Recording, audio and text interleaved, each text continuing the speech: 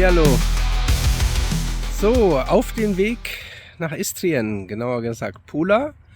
Und ich bin jetzt schon eine Stunde unterwegs. Am Anfang war noch Nebel, deshalb habe ich auch die Kamera noch nicht rausgeholt. Aber inzwischen klärt sich das Wetter ein bisschen und es ist besser wie vorhergesagt. Also bislang bin ich nur feucht geworden, aber nicht nass. Und ja, und jetzt sind wir schon hier, wo die ersten Olivenbäume sind. Und ich drehe mich nochmal um. Hier sieht man auch schön, hier startet das Weinanbaugebiet Sloweniens. Ja, und jetzt arbeite ich mich weiter in Richtung Süden vor. Willkommen in Kroatien. Eigentlich wollte ich in Slowenien noch ans Meer, nach Koper, Portorož und Piran. Allerdings ist da die Wettervorhersage für heute Abend und die nächsten 2 Tage sehr schlecht. So habe ich entschieden, an die Spitze Istriens nach Pula zu fahren, in der Hoffnung, dass die Schlechtwetterzone im Süden Istriens Pula nur streift. Jetzt fahre ich auf Motovun zu, ein pittoresker Ort auf einem Hügel. Erinnert so ein bisschen an die Orte im Piemont oder in der Toskana. Den wollte ich mir auch anschauen, aber als ich die Menge von Bussen und Touristen auf dem Parkplatz gesehen habe, bin ich weitergefahren. Ein Flug auf Pula. Und es war gar keine so schlechte Entscheidung, in Motovun nur einen Fotostopp zu machen. Wie man sieht, zieht es zu und wird sicher bald regnen. Bin dann noch in die Stadt gelaufen, hab gut gegessen und der erste Eindruck ist schon mal super. Heute Nacht soll es schütten, morgen früh nur regnen und mittags wieder aufklaren. Ich werde dann wohl morgen erstmal Sightseeing in Pula machen. So, der größte Teil vom Gewitter ist vorbeigezogen. Ich bin in Pula, hier in meinem wunderschönen Domizil angekommen. Ich habe eine kleine überdachte Terrasse hier und hinten in diesem kleinen Häuschen habe ich übernachtet. Und jetzt geht es in die Stadt. Pula ist die größte Stadt Istriens und hier trifft man Geschichte an jeder Ecke. Die Stadt hat eine sehr bewegte Vergangenheit, gegründet von den Illyrern, später römisch, dann venezianisch, österreichisch, italienisch und heute kroatisch. Die Verbindung zu Italien ist bis heute spürbar. Die Mutter meines Vermieters sprach nur Italienisch und ist hier geboren. Die Altstadt ist ein mediterraner Mix aus engen Gassen und Cafés. Auf der Speisekarte steht Cevapcici, Trüffel, Fisch und natürlich Raki, der lokale Schnaps, der alles heilt. Gleich ums Eck steht der Augustustempel. Ein echtes Schmuckstück römischer Architektur, gewidmet dem Kaiser Augustus, der sich ja selbst zum Gott erklärt hat, so ganz bescheiden. Der Tempel steht mitten auf dem Forum, dem antiken Hauptplatz neben dem Rathaus. Ein paar Schritte weiter wartet dann der Sergiebogen, ein Triumphbogen aus der 27 vor Christus. Das absolute Highlight und damit das Wahrzeichen von Pula ist die Arena. Ein römisches Amphitheater aus dem 1. Jahrhundert, damit fast 2000 Jahre alt, gebaut unter Kaiser Augustus und fertiggestellt unter Vespasian. Die Arena ist das einzige Amphitheater, bei dem alle 4 Türme noch stehen. Das Ganze ist so gut erhalten, dass man echt denkt, gleich kommt ein Gladiator um die Ecke.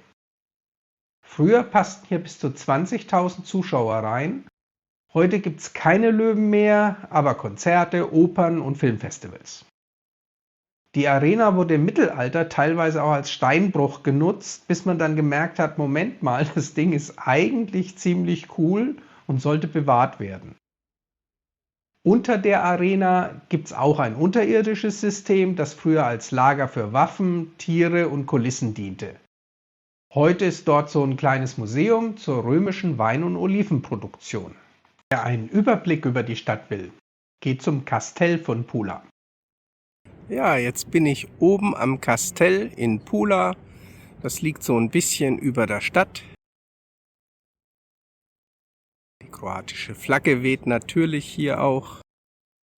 Man hat einen sehr schönen Blick über Teile des Hafens. Die Altstadt liegt unter mir.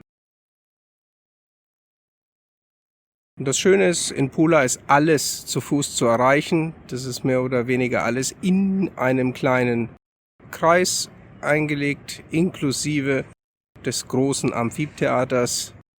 was natürlich schon die Show ist. Ja, das ist wohl das zweitgrößte, was noch erhalten ist nach dem Kolosseum in Rom.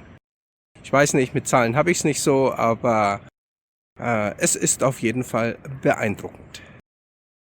Auf dem Weg von Pula nach Rovinj oder kroatisch Rovinj merkt man schnell, Istrien ist nicht nur schön, sondern auch lecker. Links und rechts der Straße reihen sich die Olivenhaine wie grüne Teppiche. Hier wird seit Jahrhunderten Olivenöl produziert und kann direkt beim Bauern wie bei edlen Weinen verkostet werden. Ja, und das ist nicht irgendein Öl, sondern es ist das gute Zeug. Ich habe gestern in Pula in einem Delikatessenladen mal probieren dürfen. Es ist fruchtig, würzig, goldgrün, quasi flüssiges Gold. Daher auch überhaupt nicht mit unserem billigen Supermarktöl zu vergleichen. Ja, und überall gibt es natürlich auch istrischen Trüffel und alle möglichen Trüffelprodukte. Nur Trüffeldeo habe ich keins gefunden. Ja, jetzt habe ich mich noch entschlossen, heute Abend, das Wetter hat nochmal aufgeklärt, eine kleine Runde nach Rovinj zu machen, um mir dieses malerische Städtchen nochmal anzuschauen, weil das auch so eine Perle Istriens ist. Obwohl es schon später Nachmittag war, habe ich noch 2 total spannende Orte angefahren. Der erste ist eine Art Fjord in Istrien, den Limski-Kanal. Da gibt es einen Aussichtspunkt, der nur über eine 5 Kilometer lange Schotterstrecke zu erreichen ist. Da es ja viel geregnet hat, bin ich mal gespannt, wie das so wird.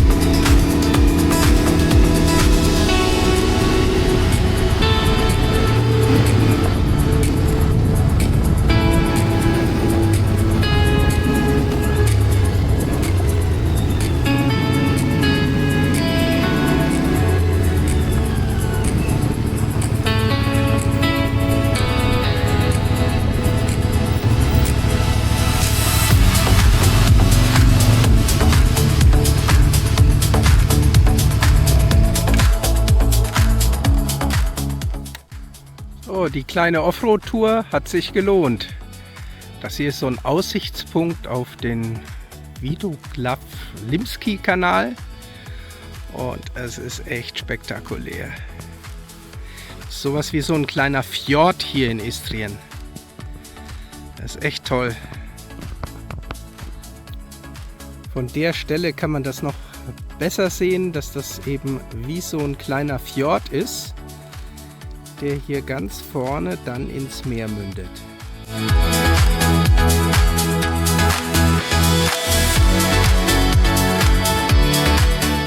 Moped ist noch da, jetzt mehr und mehr im Adventure Design, eben noch dreckiger. Und als zweiten Ort fahren wir noch einen Lost Place in Istrien an, die verlassene Stadt von Trigrad.